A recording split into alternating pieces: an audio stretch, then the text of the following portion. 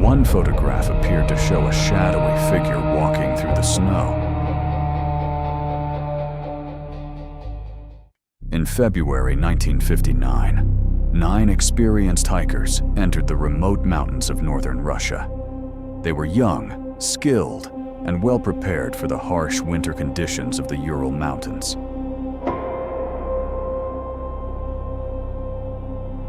Their goal was to complete a challenging winter expedition led by a 23-year-old student named Igor Dyatlov.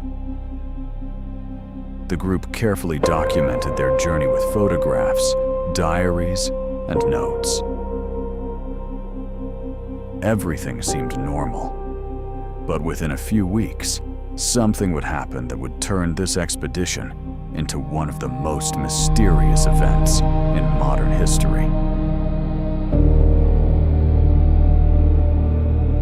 Today, the case is known as the Dyatlov Pass Incident.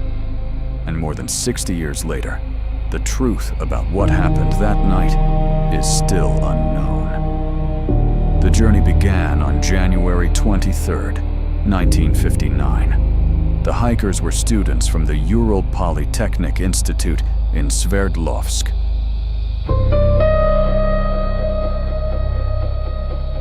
All of them were experienced in winter trekking. Their expedition was considered a Category 3 hike, one of the most difficult levels in Soviet mountaineering.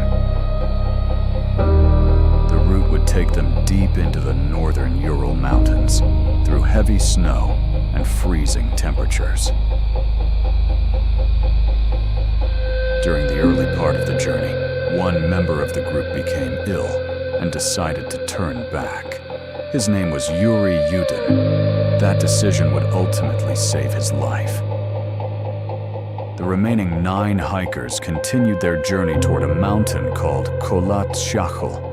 In the language of the local Mansi people, the name translates to something unsettling: Dead Mountain. At the time, the hikers likely thought little of the name, but later, it would seem almost prophetic. On February 1st, the group reached the slopes of Kholat Shachel. The weather conditions were harsh. Strong winds swept across the mountainside, and temperatures dropped far below freezing. Despite this, the hikers calmly set up their tent on the slope of the mountain.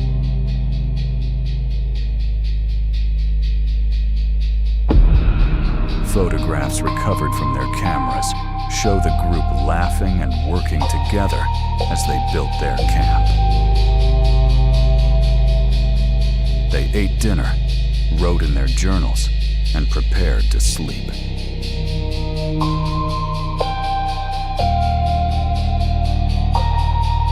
Nothing in their notes suggested fear or danger, but sometime during the night, something forced all 9 hikers to suddenly leave their tent.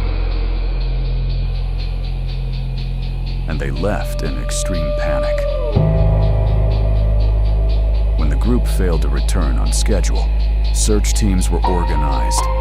Friends, volunteers, and Soviet soldiers joined the search effort. Weeks later, rescuers finally discovered the campsite. What they found was deeply disturbing. The tent had collapsed under snow. But the most shocking detail was that the fabric of the tent had been cut open from the inside. It appeared that the hikers had slashed their way out of the tent. Inside the tent, investigators found boots, warm coats, and personal belongings. This meant the hikers had left their only shelter without proper clothing. Outside the tent, a line of footprints led away down the mountain slope. The footprints suggested that the hikers had walked calmly into the dark forest. Not running, not fighting. Just walking away from the safety of their camp. About 1.5 kilometers from the campsite, searchers discovered the first bodies beneath a large cedar tree. 2 hikers were found, wearing only underwear. Nearby, investigators discovered the remains of a small fire. Branches high up in the tree had been broken, suggesting someone had climbed the tree. Perhaps to look for the tent, or perhaps to watch something in the distance. Between the cedar tree and the campsite, 3 more bodies were discovered. These hikers appeared to have been attempting to return to the tent, but they never made it. Months later, as the snow began to melt, the remaining 4 bodies were discovered in a nearby ravine. These victims had suffered severe injuries. One had a fractured skull, another had multiple broken ribs. One victim, Lyudmila Dubinina, was missing her tongue. Yet strangely, investigators found almost no external wounds on the bodies. The injuries looked similar to those caused by immense pressure. Some investigators compared them to injuries seen in serious car crashes. But there were no vehicles anywhere near the remote mountain. As the investigation continued, even stranger details emerged. Some of the hikers' clothing contained traces of radiation. Their cameras revealed the final photographs taken during the expedition. One photograph appeared to show a shadowy figure walking through the snow, but the image was too unclear to confirm anything. Eventually, the Soviet investigation closed the case. Their official conclusion was brief and mysterious. The hikers had died due to what they described as a compelling natural force. But the investigators never explained exactly what that force was. Over the decades, many theories have been proposed. Some researchers believe the group may have been struck by a small avalanche.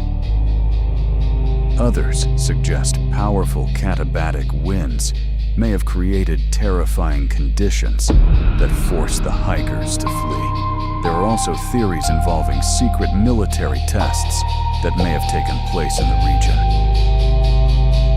But none of these explanations fully account for every detail of the case.